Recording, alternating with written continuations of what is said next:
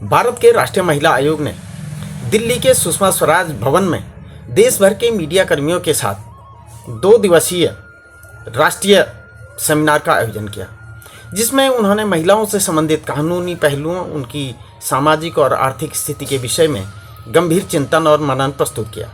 राष्ट्रीय महिला आयोग की अध्यक्ष ने कहा कि महिलाओं को केवल जेंडर के रूप में चिन्हित करना उन्हें एकांगी बना सकता है, इसलिए महिलाओं के सर्वांगीण विकास के लिए उनके सामाजिक, आर्थिक, राजनीतिक और कानूनी पहलुओं पर मीडिया को पूरी संवेदनशीलता के साथ अपनी भूमिका निभानी चाहिए, जिससे महिलाओं की समस्याओं को राष्ट्रीय स्तर पर उठाने में सभी को सहायता मिल सके।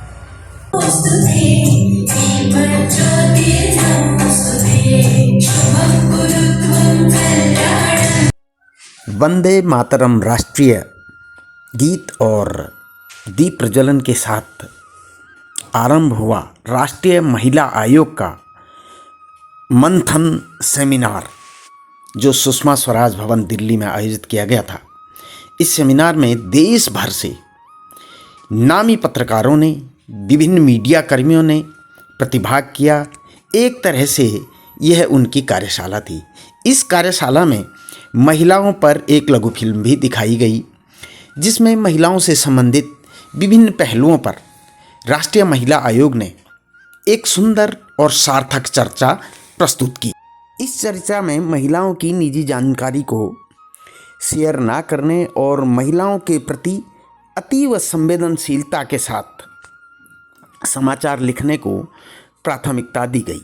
साथ ही NCW की अध्यक्ष विजया राहटकर ने न केवल महिलाओं की समस्याओं और उनकी संवेदनशीलता के प्रति पत्रकारों को अपना दृष्टिकोण प्रस्तुत किया, बल्कि महिलाओं के लिए देश भर में क्या किया जा सकता है, इस पर भी पत्रकारों के सुझावों को आमंत्रित किया।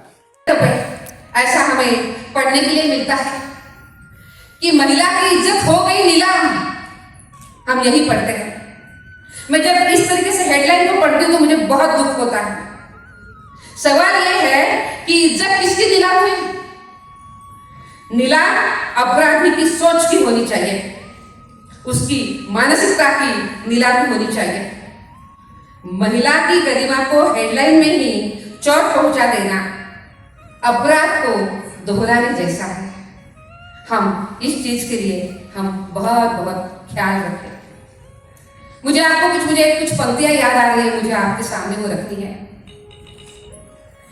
वो पंक्तियां ये है कि व्याकरण रचने वालों ने, भाषा की व्याख्या करने वालों ने जब नाजुक पंखुड़ियों को स्त्रीलिंग कहा और नुकीले कांटों को पुल्लिंग, जब नाजुक पंखुड़ियों को स्त्रीलिंग कहा और नुकीले कांटों को पुल्लिंग, जब पानी मीठा रहा तो नदी स्त्रीलिंग रही, जब पानी मीठा रहा तो नदी स्त्रीलिंग हुई, और जब पानी खारा हुआ तो हो गया समुद्र पुल्लिंग, जब पानी खारा हो गया तो हो गया समुद्र पुल्लिंग, जब पानी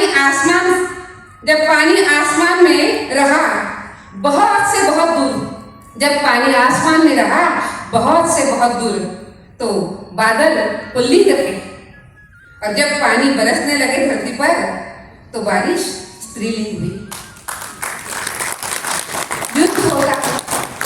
युद्ध होता है, शांति आती है। युद्ध होता है, शांति आती है। हवा चलती है और तूफान आता है। हवा चलती है और तूफान आता है। व्याकरण करने वाले की रचना करने वालों को हर उस चीज में जिसमें उन्हें नाजुकता दिखाई, उनको उसमें स्त्रीत्व दिखा, और इसकी संरक्षण की जिम्मेदारी सौंप दी समाज को कहा गया है कि इस नाजुकता का जो संरक्षण करना है वो आप करें।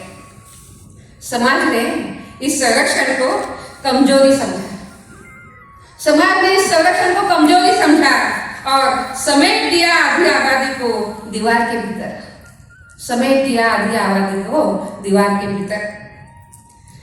या तो समाज ने संरक्षण का सही मतलब समझा ही नहीं। यह तो समाज ने संरक्षण का सही मतलब समझा ही नहीं, या भाषा का निर्माण करने वालों ने ही साजिश किया है। वरना आप बताइए ना, वरना आप बताइए, चूड़ी पहन लेना कमजोरी कैसे हो सकता है? वो चूड़ी है, चूड़ी पहन लेना ये कमजोरी कैसे हो सकता है? मुझे लगता है इसीलिए हम जब कोई रिपोर्टिंग करते हैं तो वो रिपोर्टिंग करते समय में भी, ना समझ में भी, हम उन महिलाओं की गरिमा को ठेस पहुंचा रहे हैं। हमें ये देखने की बहुत जरूरी है। मैं फिर से दोहराती हूँ कि हम जब कहते हैं कि महिला की इज्जत नीलाम हो गई, तो नीलामी तो उस अपराधी की सोच की होनी चाहिए। हमेशा हमारे रिपोर्टिंग में हमें ये ध्यान रखने की जरूरत है, और उस मानसिकता के ऊपर हमेशा हमारे तरफ से प्रहार भी होने चाहिए। मुझे आपको ये भी कहना है कि महिला को केवल आप पीड़िता नहीं, न्याय की हकदार के रूप में प्रस्तुत किया जाए, ये बहुत जरूरी है। हमारी रिपोर्टिंग ऐसी ना हो कि महिला हमेशा कमजोर है, टूटी हुई है, बहुत ही असहाय है, कुछ कर नहीं सकती, अब उसका कोई सहारा नहीं है, और एकदम सा अब वो भयंकर असहाय है। इस तरीके से उसकी रिपोर्टिंग कभी नहीं होनी चाहिए। शब्द बदलते ही सोच बदल जाती है। वो सिर्फ पीड़िता नहीं है, वह न्याय की प्रतीक्षा कर रही एक संवैधानिक नागरिक भी है। और मुझे ये भी पता है कि आपने हमेशा ऐसा कभी नहीं दिखाया है। मुझे आज बहुत कुछ अच्छे एग्जाम्पल भी याद आ रहे हैं। मुझे आज उसी आंदोलन की याद आ रही है जो निर्भया आंदोलन हुआ था, जब हमारी एक बेटी के साथ बहुत भयंकर अत्याचार हुआ था, तो पूरी मीडिया बहुत पॉजिटिव वे में उस विषय में उतर गई थी। आपका जो वार्तांकन था, इस वार्तांकन ने पूरे देश को एक जन आंदोलन में बदला दिया, और उसके बाद हमने देखा कि उस कानून में अनेक अनेक बदलाव आए जो हमारे देश की बेटियों को न्याय देने के लिए बहुत सक्षम है। इसीलिए हमारे शब्दों के साथ हमारी सोच बदलती है। उन शब्दों का उपयोग हम बहुत ध्यानपूर्वक भी करेंगे करने के लिए, और उसमें उस महिला का जो नुकसान होता है, मैं भी उसमें आपका कोई हेतु भी नहीं है नुकसान करने का, पर वो नुकसान जो होता है वो बहुत भयंकर नुकसान होता है। जिंदगी में कितनी बार वो उठ नहीं सकती है, चल नहीं सकती है, इसका भी हमें बहुत ज्यादा ध्यान रखने की जरूरत है। चौथी बात मुझे आपको ये भी कहनी है कि कानून और अधिकारों की जानकारी भी रिपोर्टिंग का आप हिस्सा बनाएं। सिर्फ घटना बताना पर्याप्त नहीं है।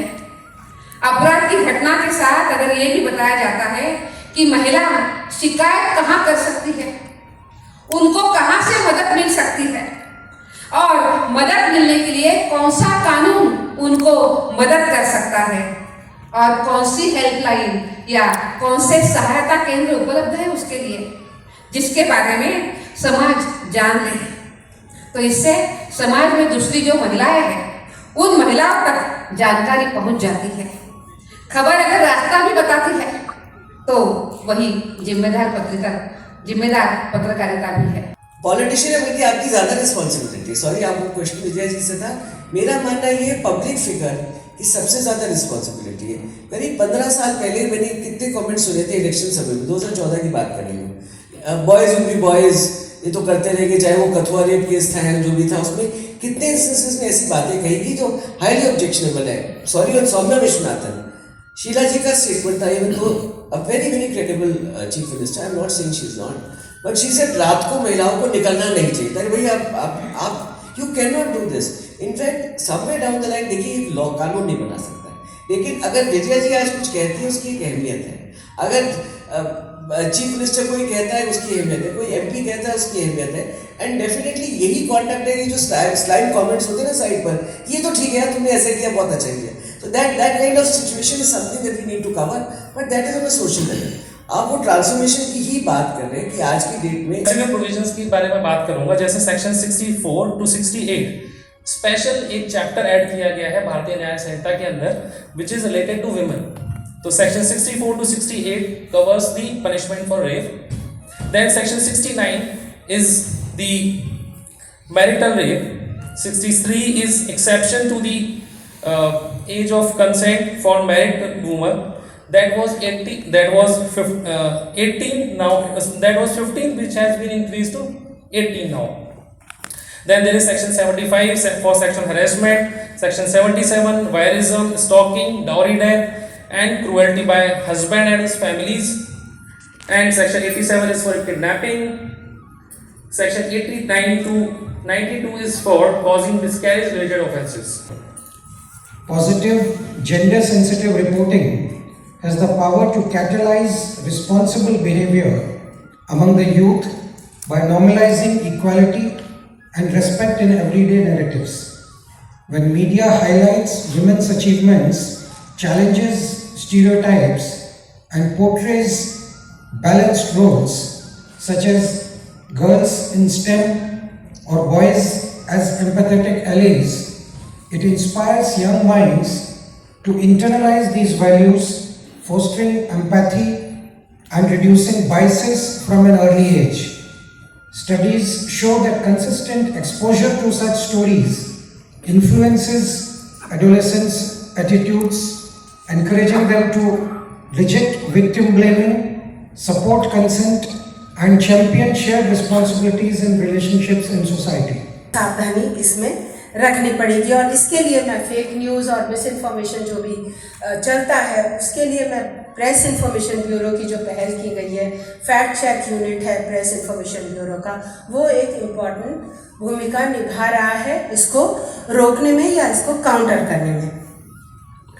फिर हम लोग देखें आज जो टेक्नोलॉजी है वो किस प्रकार रीडिफाइन कर रही है, और जब हम आज IIMC के कुलपति के रूप में है तो उसमें बच्चों को उसी हिसाब से तैयार करना, न्यू जनरेशन ऑफ जर्नलिस्ट। हमारे यहाँ जितने कोर्सेज हैं मैं आपको बताना चाहूँगी मैडम कि सभी कोर्सेज में आज एक कन्वर्जेंस देखा जा रहा है। उनको प्रिंट, इलेक्ट्रॉनिक, सोशल, डिजिटल के साथ साथ न्यू मीडिया टेक्नोलॉजीज़ के बारे में भी उतना ही पढ़ाना आवश्यक है और वो पढ़ाया भी जा रहा है यहाँ हमारे दिल्ली स्थित कैंपस में, साथ ही 5 अन्य स्थानों पे IIMC के कैंपस है। उन सभी में जितने भी सिलेबस हैं उन सब में न्यू मीडिया टेक्नोलॉजीज़ और डिजिटल टेक्नोलॉजीज़ का समावेश बहुत ज़रूरी है, क्योंकि आज का जर्नलिस्ट जो है कोई भी एक पत्रकार फील्ड में जाता है तो उसको वीडियो भी शूट करना है, स्टोरी भी लिखनी है, कॉपी एडिट करनी है फाइनली,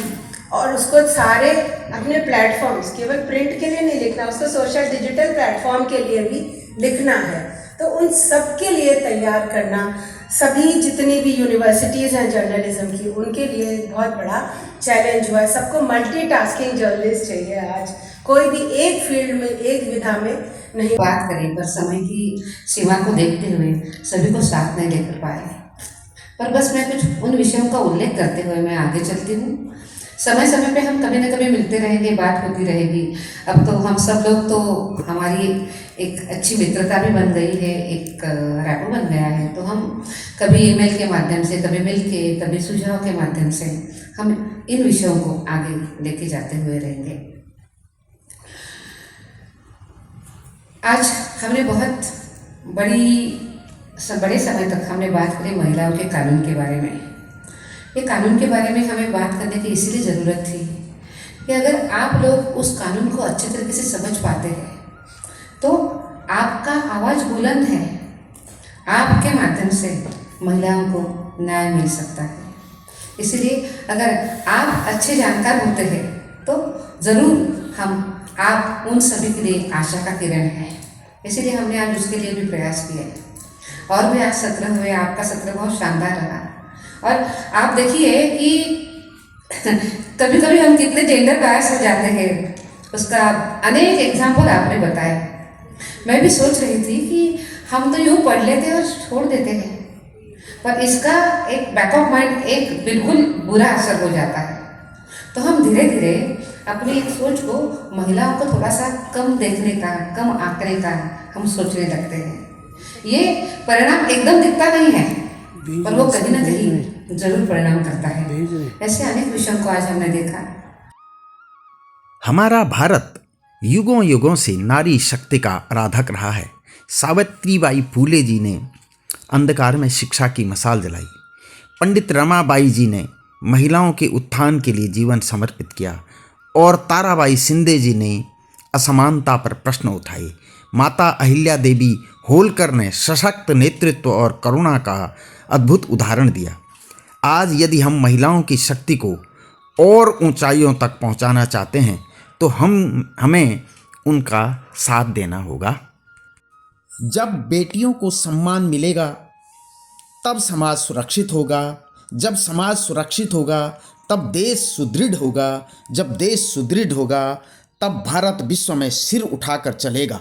युवा शक्ति और जागरूकता से हम इस राह को और तेज और सरल कर सकते हैं। मीडिया महिलाओं की सफलता को आगे बढ़ाने में अपनी भूमिका, अपनी सकारात्मक भूमिका निभाए और महिलाओं के लिए मीडिया में स्कोप हो, संवेदना हो, संवेदनशीलता हो। आज महिलाएं केवल अपने परिवार की सुरक्षा और समृद्धि की गारंटी नहीं है, बल्कि वे देश के लिए भी सभी क्षेत्रों में काम कर रही हैं। वे सेना में जा रही हैं, वे लेखन कर रही हैं, वे संगीत के क्षेत्र में आगे हैं, वे नेतृत्व के क्षेत्र में आगे हैं और अब तो उनको 30% सीधे सीधे राष्ट्रीय नेतृत्व, प्रांतीय नेतृत्व में सहभागिता मिली है। इससे महिलाओं के जीवन की समृद्ध होने की संभावनाएं और अधिक बढ़ गई है। आज प्रधानमंत्री की अनेक योजनाएं महिलाओं के जीवन को सशक्त और सुरक्षित बना रही हैं। इसी से हमारा देश सशक्त और सुरक्षित होगा। ये योजनाएं कानून और कागज़ों पर सीमित नहीं रहनी चाहिए, बल्कि गांव की चौपालों तक पहुंचनी चाहिए। यदि किसी जिले की महिला सुरक्षित है, योजनाओं का लाभ बिना डर और बिचौलियों के ले पा रही है, तो यह सबसे बड़ा प्रमाण है कि प्रशासन अच्छा कार्य कर रहा है। संवेदनशीलता और जवाबदेही से ही वास्तविक बदलाव संभव है। That I'm going to make you all the focus of my note of thanks today.